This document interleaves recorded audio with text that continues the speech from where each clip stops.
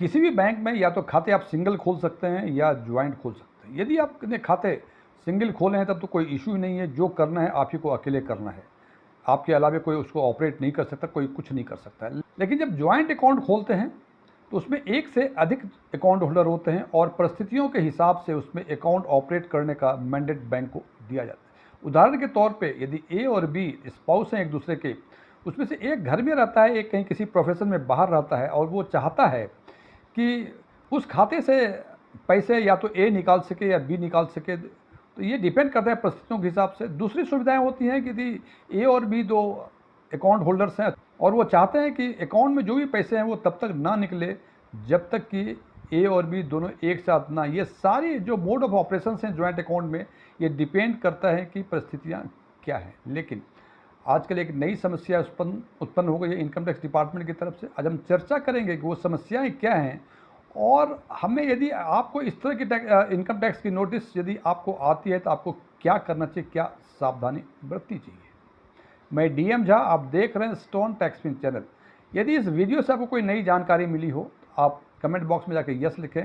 और यदि ये वीडियो पसंद आपको आया हो जिसको लाइक करें, अपने फ्रेंड्स के साथ शेयर करें, और यदि लगे कि इस वीडियो में ऐसे कोई नई जानकारी नहीं है तो कमेंट बॉक्स में जाके नो लिखें। यदि आपकी रुचि बैंकिंग, इन्वेस्टमेंट, खासकर म्यूचुअल फंड इन्वेस्टमेंट या और डायरेक्ट टैक्सेशन में है और अभी तक आपने हमारे चैनल को सब्सक्राइब नहीं किया है तो हमारे चैनल को सब्सक्राइब करें और ऑल बटन पे क्लिक करें ताकि हमारे सभी नए वीडियो की नोटिफिकेशन लगातार मिलती रहे। ये जो मैं येस और नो मेंशन करने के लिए कहता हूँ, इसका एक ही उद्देश्य होता है कि मैं ये चाहता हूँ कि मैं जो वीडियो बनाया करता हूँ अपने व्यूअर्स के लिए, क्या ये व्यूअर्स के लिए उपयोगी हैं भी या उपयोगी नहीं हैं। इनकम टैक्स के प्रोविजंस के हिसाब से बैंकिंग और फाइनेंशियल इंस्टीट्यूशंस कई तरह की रिपोर्ट इनकम टैक्स डिपार्टमेंट को सबमिट किया करती है और इनकम टैक्स डिपार्टमेंट उस रिपोर्ट्स की एनालिसिस करती है और उसको फिर कंपेयर करता है आपके इनकम टैक्स रिटर्न से, और उसके बाद वो निर्णय लेता है कि उस ट्रांजैक्शंस के बारे में क्या आपके इनकम टैक्स रिटर्न में जिक्र है या जिक्र नहीं है, और अकॉर्डिंगली वो उस पर कार्रवाई करते हैं। इसी कॉन्टेक्स्ट में एक रूल है इनकम टैक्स डिपार्टमेंट का 114E 114E। इस रूल के हिसाब से बैंकिंग और फाइनेंशियल इंस्टीट्यूशंस को एक रिपोर्ट जिसको एसएफटी बोलते हैं, special financial transactions report, income tax department को सबमिट करनी होती है, जिसमें 16 रिपोर्ट्स होते हैं। उस रिपोर्ट्स में कई तरह की रिपोर्टिंग होती है, जैसे आपने कैश डिपॉजिट किया, आपने म्यूचुअल फंड में इन्वेस्टमेंट किया, आपने डिवेंचर में इन्वेस्टमेंट किया और ये इन्वेस्टमेंट यदि 10 लाख से यदि अधिक है तो ये रिपोर्ट इनकम टैक्स डिपार्टमेंट को जाएगी, और उसके बाद जब ये रिपोर्ट जाएगी तो वो फिर कंपेयर करते हैं आपके इनकम टैक्स रिटर्न के हिसाब से कि क्या ये कंपेटेबल एक दूसरे में रिफ्लेक्ट कर रहा है या रिफ्लेक्ट नहीं कर रहा है, और यह रिपोर्ट हमेशा पैन बेस्ड होता है। और जब आप बैंक में खाते खुलाने जाते हैं ज्वाइंट अकाउंट, तो दोनों ही ज्वाइंट अकाउंट होल्डर्स के बैंक पैन यानी परमानेंट अकाउंट नंबर की डिमांड करते हैं, यानी दोनों का पैन का रिकॉर्ड बैंक के पास होती है, और ये जो एसएफटी जाती है, जो रिपोर्ट्स जाती है इनकम डिपार्टमेंट के पास, उनमें उन दोनों के पैन का भी जिक्र होता है। सामान्य तौर पे खासकर सीनियर सिटीजन ज्वाइंट अकाउंट अपने स्पाउस या अपने चिल्ड्रन के साथ खोलते हैं। केवल इसका एक ही होता है कि सक्सेशन प्लानिंग प्रॉपर हो। लेकिन अभी क्या हो रहा है कि 114E के हिसाब से जो रिपोर्ट्स रिफ्लेक्ट हो रही हैं, फॉर एग्जांपल यदि ए और बी दो के नाम से ज्वाइंट अकाउंट होल्डर है और ए ने उसमें 10 लाख रुपए जमा कराए, तो जो SFT report under rule 114E report होती है, उनमें दोनों के पैन के हिसाब से दोनों ही पैन में 10-10 लाख रुपए की ट्रांजैक्शंस रिपोर्ट्स होती हैं। ये रिपोर्ट आपको दिखती हैं जब आप अपना AIS यानी एनुअल इनकम स्टेटमेंट यदि आप देखेंगे तो उसमें दिखाई देगा कि ए में भी वो 10 लाख की रिपोर्टिंग है और बी जो दूसरा ज्वाइंट अकाउंट होल्डर है उसमें भी 10 लाख की रिपोर्टिंग है, जबकि बी जो है उसको कुछ पता नहीं है, वो नॉन कंट्रीब्यूटरी अकाउंट होल्डर है, सारे काम तो ए करते हैं और वो पैसे ए जमा कराएं। अब देखिए उस खाते में जमा हुए 10 लाख रुपए, लेकिन AIS में रिपोर्टिंग हो रही है 20 लाख रुपए की। जो नॉन कंट्रीब्यूटरी अकाउंट होल्डर है जिसने पैसे जमा नहीं कराए हैं, वो हो सकता है वो टैक्स फाइलर ना हो, लेकिन और ऑटोमेटेड अलर्ट के हिसाब से उनके नाम से नोटिस आ जाती है। जब उनको नोटिस आती है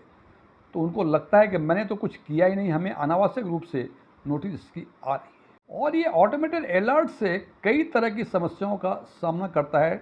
टैक्स पेयर के पॉइंट ऑफ व्यू से। सबसे पहला कि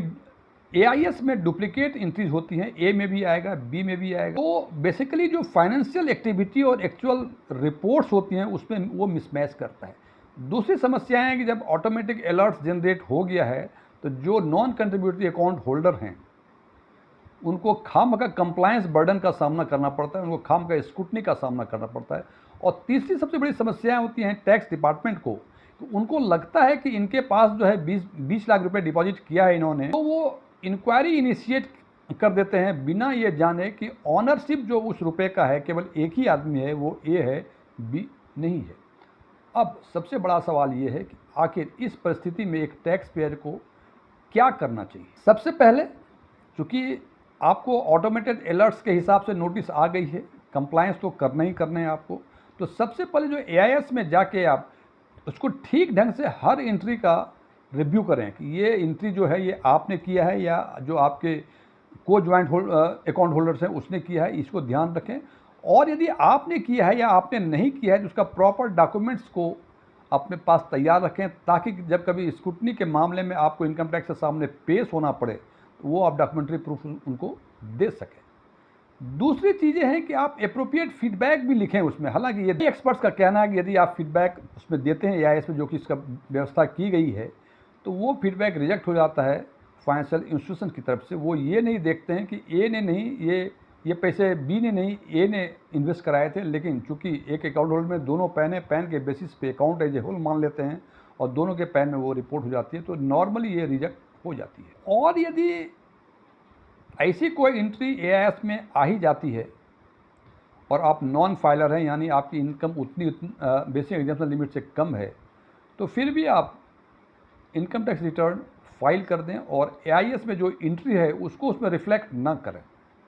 ये ध्यान रखें। सामान्य तौर पे क्या होता है कि आप एआईएस की वो एंट्री जो आपने ट्रांजैक्ट नहीं की है वो भी आप अपने इनकम टैक्स में रिफ्लेक्ट कर देते हैं झंझट से बचने के लिए, क्योंकि जानते हैं कि रिफ्लेक्ट करूं या रिफ्लेक्ट ना करूं हमें टैक्स नहीं पे करना है। लेकिन ऐसा नहीं करना चाहिए। इससे क्या होता है कि जो एंट्री जो ट्रांजेक्शन्स आपने नहीं किए हैं वो आपने ऑथेंटिकेट कर दिया और मान लिया कि आपने ये ट्रांजेक्शन्स किया हुआ है। इनकम टैक्स डिपार्टमेंट को भी इस बारे में सोचना चाहिए कि अननेसेसरी टैक्स पेयर या नॉन फाइलर हैं उनको कोई ऑटोमेटेड अलर्ट के हिसाब से कोई नोटिस इशू